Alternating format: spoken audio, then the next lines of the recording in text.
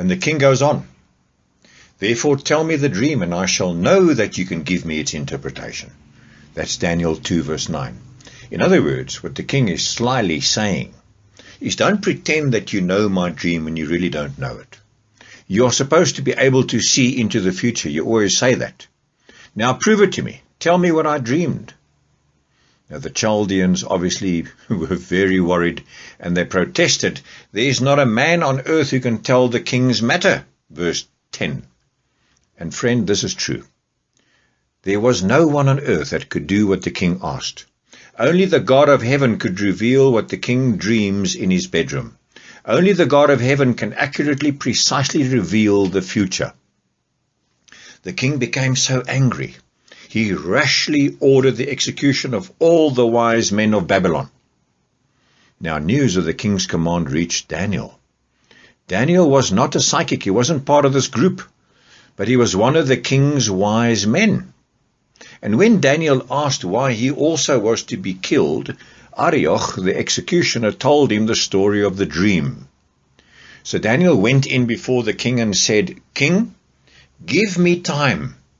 Let me go and pray and ask the God of heaven, and the God of heaven will reveal the dream that you had in your bedroom.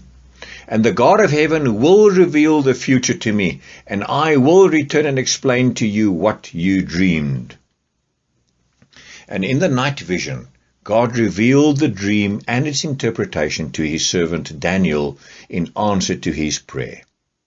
Now, friend, the mysteries of God are explained to men and women who pray. That is a fact. And Daniel prayed, "I thank you and praise you, God. O God of my fathers, you have given me wisdom and might." That's verse 23. And then Daniel went in to see the king, and he told him that while it is true that no wise man, no astrologer, no magician, nor soothsayer could reveal the dream, there's a God in heaven who reveals secrets, and he has made known to King Nebuchadnezzar what will be in the latter days. That's verse 28. In the latter days. Remember those words. Friends, so this prophecy takes us down the stream of time. It takes us from Daniel's day down through the nations of Babylon, Media Persia, Greece and Rome. It takes us down to the divided empires of Europe. And it takes us down right to the latter days, to today. And verse 31 reads, "You, O king, were watching, and behold, a great image. This great image, whose splendor was excellent, stood before you, and its form was awesome. This image's head was of fine gold, its chest and arms of silver, its belly and thighs of bronze, its legs of iron, its feet partly of iron and partly of clay. You watched while a stone was cut without human hands, which struck the image on its feet of iron and clay, and broke them in pieces. Then the iron and the clay and the bronze and the silver and the gold were crushed together, and became like chaff from the summer threshing floors, and the wind carried them away, so that no trace of them was found. And the stone that struck the image became a great mountain, and filled the whole earth. And this is the dream. Now we will tell the interpretation of it before the king." In verse 37 and 38, "You, O king, are a king of kings. You are this head of gold."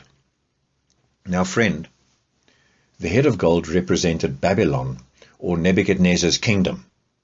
Now, Nebuchadnezzar's kingdom ruled the world from 605 before Christ to 539 before Christ. You can Google that. That's available in all history books. Nebuchadnezzar established one of the most fantastic empires in the entire world. His kingdom was lavishly adorned with gold. Babylon was the wealthiest kingdom in the world at that time. It had luxurious gardens, including the Hanging Gardens, a wonder of the ancient world. Now, if you look at the size of Babylon, the city, it was 10 miles, 16 kilometers on a side. And if you compare that with Rome, which was only 6 miles or 9,6 kilometers on a side, Athens was only 4 miles or 6.4 kilometers on its side.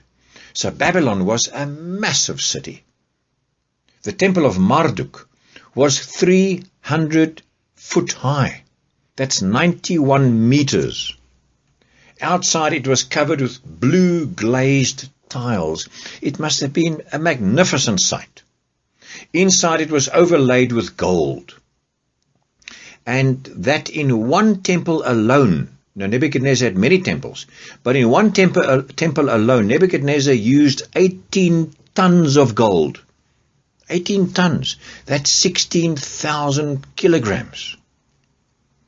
Now, do you see why God used the symbol of gold to describe Babylon? Because its chief god with a small g, Bel-Marduk, was sitting in a lavish golden temple.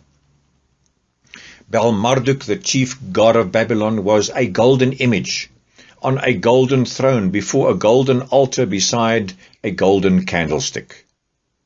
8.5 tons of solid gold were used for the altar and throne alone. That is 7,700 kilograms. No wonder God said to Nebuchadnezzar, "You are this head of gold."